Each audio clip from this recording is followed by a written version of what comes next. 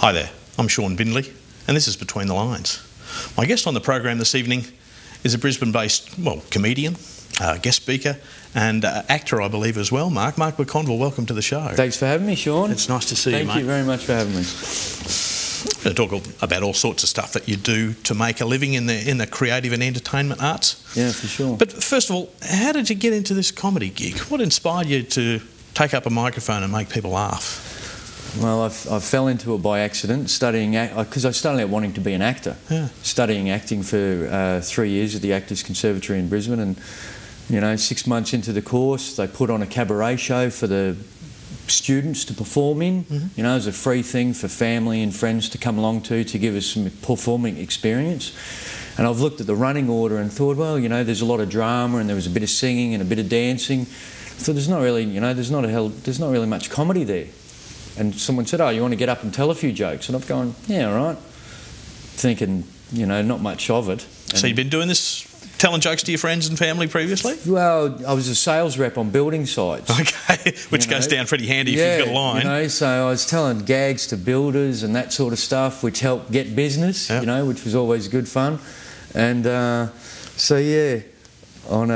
April 26, 1998, I'll never forget it, first time I ever walked on stage and grabbed a microphone by myself, and I 10 minutes, told a few jokes, told a few old jokes and a story about my childhood, and the audience, there's about 90 people there, and they laughed at the right bits and they liked it, and I didn't really think much of it. And then a few days later I go into the acting school and there's photos of me up in the foyer with the other actors and stuff, and I've got the microphone there, and I look like a comedian.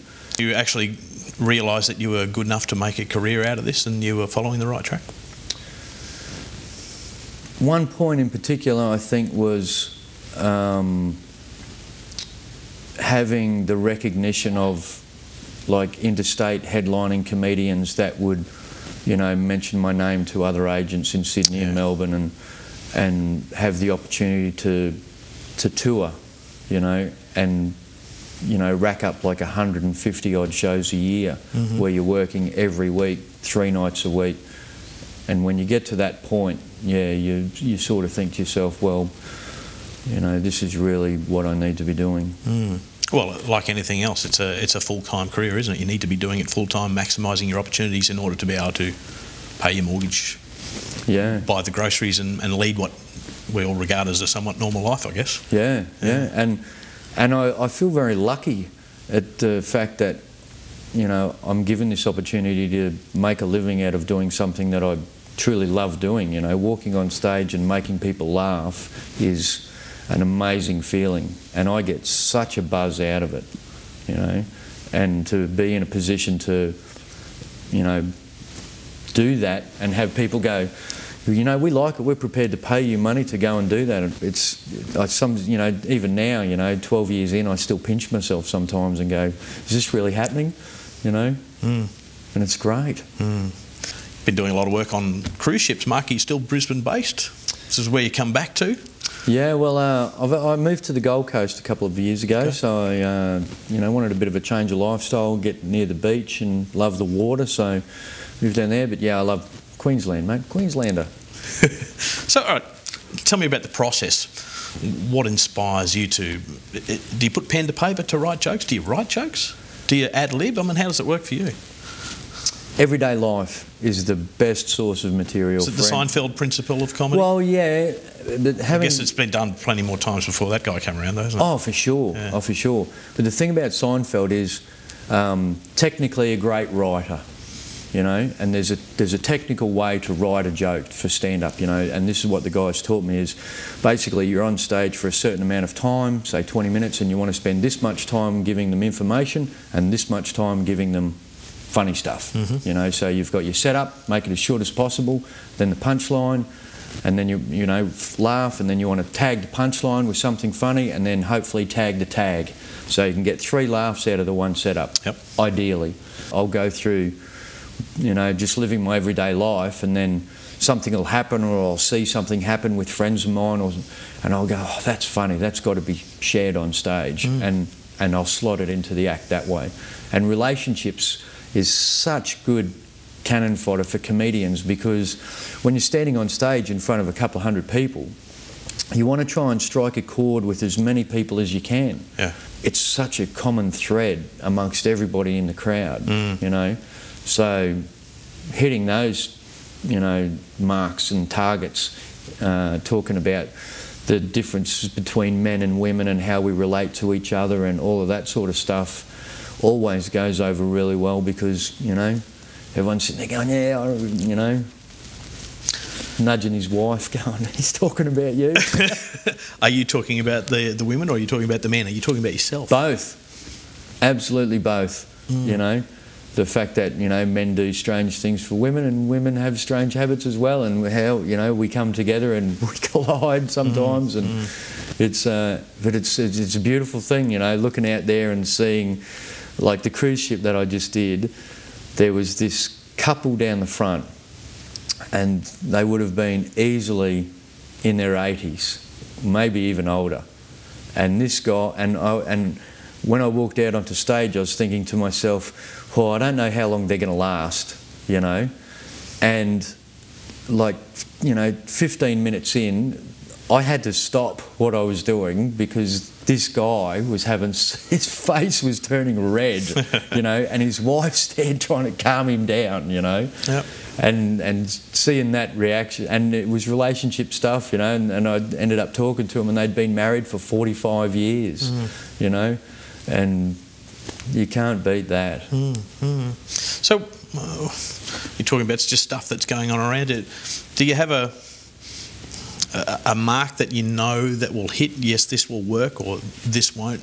You're trying everything out on stage in front of people?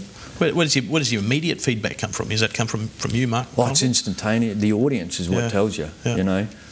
It's pretty simple as a comedian. There's only one creed: make them laugh. You know, make them laugh. That's your job. You walk on stage with a plan about how it's going to work. Do you ad-lib? I've always looked at comedians and gone, okay, if you're doing a 45-minute set or an hour set, how much of that is scripted? How much of that is completely off the cuff? How much is that ad-libbed? How much is taken off the audience's reaction? How does it work for you? Well, now I know where I'm starting and I know where I'm finishing. And all the stuff in the middle? And everything in the middle is, you've got your material, like I've got a backlog of material in my head, which is about an hour and a half of stuff that I know works. You know, I can work it. And the thing is, you want material that works, you know, in Brisbane, in Sydney, in Melbourne, in Roma, on a cruise ship, in Darwin, in Weipa, wherever you go. So once you've got that, it's a safety net. You know, so I go, all right, we'll start here, and then, you know, if I think I'm going to start talking about reality TV, and you might start a bit about that, and they like it, well, I go, okay, well, I've got another 10 minutes on that, so I'll keep going down that path. Yeah, okay. And if they don't like the first bit, I'll switch to something else, you know.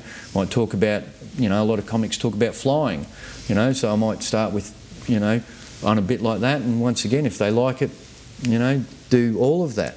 I think you almost imitated a fisherman throwing a line in then and then pulling it back because he wasn't getting a bite, and change the bait and try it again. That's exactly, That's and the beauty is, we're talking about improvisation, is some of the best moments in a comedy show are improvised moments with the audience, where like that guy on the cruise ship, you know, I wasn't getting the laughs from saying anything. You know, the audience, there was 400 people in this room, and they were laughing at the fact that I'd stopped my show to make sure this guy was okay. Yes. You know. So the gentleman down the front didn't have a heart attack on your watch. You know, and the entire audience thought it was hilarious. And they're the beautiful moments. If people want to catch a Mark McConville show, where's the best way of finding out where you'll be appearing? markmcconville.com.au. So that's pretty simple, and I have a blog on there that people can get onto, and there's information about upcoming shows and that sort of stuff, and photos, videos, all that sort of gear on there. How did your mum and dad react when you told them you were going to give work away and become a comedian? They were rapt. Yeah? They were absolutely rapt. When you make that decision, certain people say, like you said, you know, oh really, that's what you're going to do? Yeah. And other people that know you go, excellent, you know, that's fantastic. That's exactly what you should be doing. It's a good place to be in when you're supported by people who support you being happy, isn't it? Oh, for sure. Yeah. Oh, for sure. And you can't beat that kind of support. Yeah. You know. Mark, thank you very much for time. Shaun, it's been a pleasure. Thank you very much for having me, mate. I really appreciate it. No worries at all. You've been watching Between the Lines. My guest on the program this evening, Mark McConville. I'm Shaun Bindley, and I look forward to joining you again next week.